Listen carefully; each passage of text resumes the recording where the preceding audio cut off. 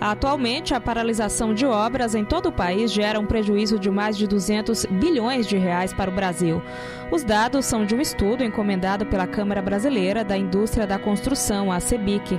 Além do desperdício do dinheiro público, a paralisação de obras também significa deixar de oferecer serviços adequados e eficientes à população. Aqui em Sergipe são mais de 300 obras paralisadas. A preocupação com o desperdício do dinheiro público e com o bem-estar das pessoas que seriam beneficiadas com essas obras motivaram a realização de um estudo detalhado feito pela Diretoria de Controle Externo de Obras e Serviços do Tribunal de Contas por meio da sua Coordenadoria de Engenharia.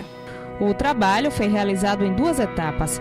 A primeira, com o envio de ofícios aos jurisdicionados para catalogar informações a respeito da quantidade de obras paralisadas.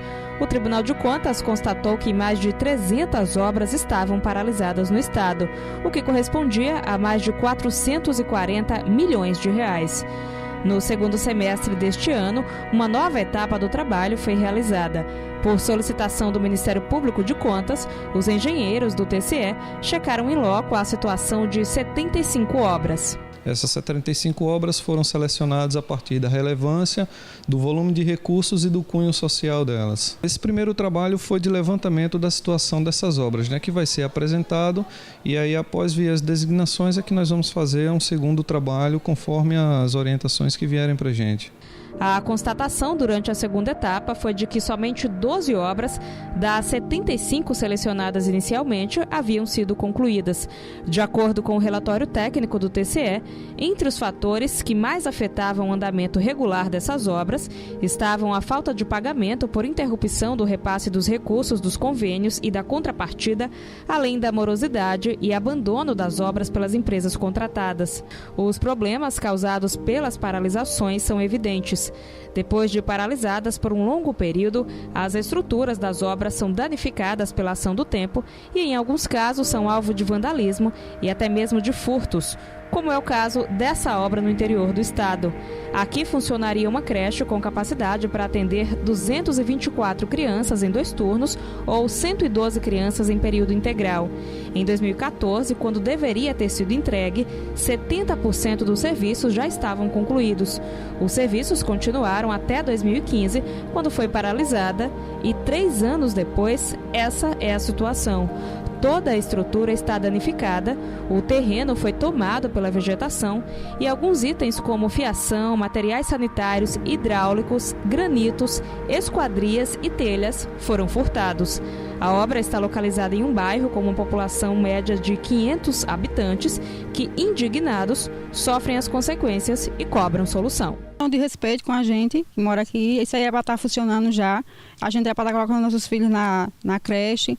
Também trabalho para a gente, para estar tendo aí, Então tá assim, dessa forma, abandonado. A gente tá vendo ver se vem alguém fazer alguma coisa, A mãe de família precisa trabalhar, precisa colocar as crianças na creche. Estão botando aqui, levar para cá, levar para curar, e a creche abandonada dessa aqui não existe negócio desse. Isso aí tem que tomar providência. Se tivesse funcionando era outra coisa, Melhorava muito a vida da gente aqui, de todos os moradores, Que tem muitas pessoas que não podem trabalhar porque não tem onde deixar seus filhos. E se tivesse funcionando aqui era outra coisa, era muito melhor. Mas como está abandonada, Só esconde o que não presta aí, a gente tem medo de passar a noite, depois de 7 horas, 8 horas a gente já tem medo de passar nessa estrada porque é muito escuro e tem medo, o que possa ter aí dentro, dessa creche. Aí como entra um, sai outro e ninguém faz nada pela essa creche, Já essa outra obra, também localizada no interior do estado, estava com mais de 90% dos serviços executados em 2015, quando deveria ter sido entregue à população. No local, funcionaria uma clínica de saúde da família, que depois de concluída, contaria com 6 consultórios médicos, 3 consultórios odontológicos, sala para vacina, farmácia e curativo. 6 anos depois, a estrutura está completamente danificada. A cobertura foi totalmente destruída e itens como madeiramento, fiações, materiais sanitários e hidráulicos, granitos e esquadrias também foram furtados. A situação impressionou os engenheiros do TCE. Teve uma obra, por exemplo, que em 2012 estava 95% concluída, e quando a gente fez a visita agora, ela estava paralisada desde o ano 2012 e agora estava totalmente destruída. Então, são fatos muito alarmantes para a gente, são coisas muito preocupantes, que a gente quer, com esse diagnóstico, mostrar à sociedade a situação das obras paralisadas hoje. Atualmente, todo o atendimento à população é feito em um único posto de saúde. Nós sabemos o caos que a saúde anda. Se você tem um prédio desse, tem uma obra dessa, entregue pronta, e ela se coloca nesse jeito aí, não precisa dizer mais nada, né? A cidade inteira, a população inteira perdeu. Porque o SESI aí só tem um SESI, precário, tem médico hoje, não tem amanhã, tem médico de manhã, não tem de tarde. Esse prédio aqui e essa clínica aqui era a solução praticamente geral da cidade.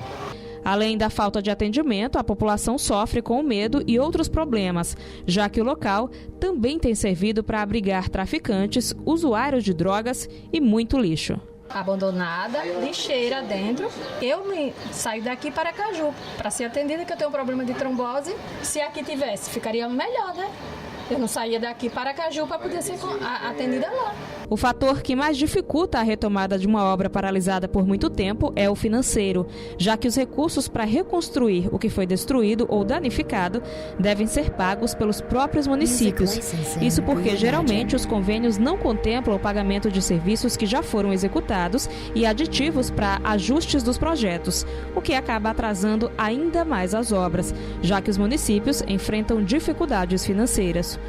O trabalho criterioso realizado pelo Tribunal de Contas servirá como base para buscar uma solução para que essas obras sejam retomadas e possam atender a população. Foi feito um trabalho realmente muito abrangente em relação de verificar o diagnóstico dessas obras e vendo o andamento, as causas das paralisações. Então, realmente foi um trabalho muito interessante feito pela Coordenadoria de Engenharia e que certamente terá muito bons desdobramentos no sentido de não só de ter esse diagnóstico, mas verificar as providências que o Tribunal de Contas pode tomar no sentido de que essas obras possam ser finalizadas, que é o que a sociedade espera. Nós tivemos uma reunião outro dia com o ministro Toffoli do Supremo Tribunal Federal em Brasília, basicamente para tratar disso.